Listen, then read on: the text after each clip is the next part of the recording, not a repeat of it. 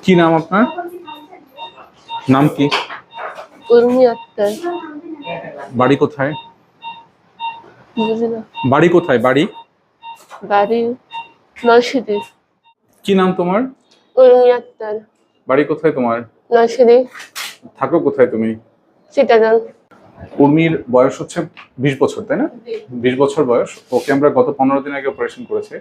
ওর দুইটা নাকের মধ্যে অনেক বেশি পলিপ ছিল এবং অনেক পলিপ থাকার কারণে ভিতরে সাইনাসেও ইনফেকশন ছিল। এই হাড্ডিগুলোর মধ্যে প্রচুর পরিমাণে ইনফেকশন ছিল।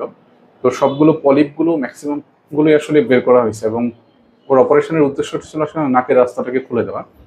এই পলিপগুলো ম্যাক্সিমাম ক্ষেত্রে অ্যালার্জির কারণে হয় এবং আনফর্চুনেটলি এই পলিপগুলো পরবর্তীতে হওয়ারও কিছুটা রিস্ক থেকে যায়। দেখা যায় 100 জন মানুষের অপারেশনে 20 থেকে 25 ভাগ মানুষের কিন্তু পরবর্তীতে পলিপ হওয়ার সম্ভাবনা থাকে, যারা স্পেশালি অ্যালার্জির কারণে হয়। কারণ অপারেশন করে তো আর অ্যালার্জি দূর করে দেওয়া যায় না। এই ধরনের অপারেশনে রোগীদের পরামর্শ থাকে যেন তারা রেগুলার ডাক্তারের চেক আপে থাকে, ফলো আপে থাকে। যদি ফলো আপ মিস করে তাহলে নাকের মধ্যে আবার পলিপ রিজেনারেট করার সুযোগ পায়। সেজন্য প্রাথমিক অবস্থাতে যদি চিকিৎসার মধ্যে থাকে তাহলে এই রোগীগুলো ম্যাক্সিমাম সময় ভালো থাকে। সাইনাসে ইনফেকশন হওয়ার কারণে ওর কানের পর্দার পিছনে ঘন কফ জমে গেছিল, যার কারণে সে আসলে কানে কম শুনতে পেত। আমরা ওই একই অপারেশনে দুইটা কানের পর্দাতে একটু ছিদ্র করে সেখান থেকে কফগুলো বের করছি এবং তার পাশাপাশি ওইখানে একটা গ্রোমেট বসিয়ে দেওয়া হয়েছে। কফগুলো বের করার কারণে এখন ওর শ্রবণ শক্তি আল্লাহর মতো অনেক বেড়েছে।